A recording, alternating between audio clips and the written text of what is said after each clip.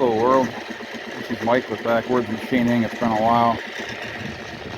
Basically my Logan lathe, one of the gears ended up destroying itself.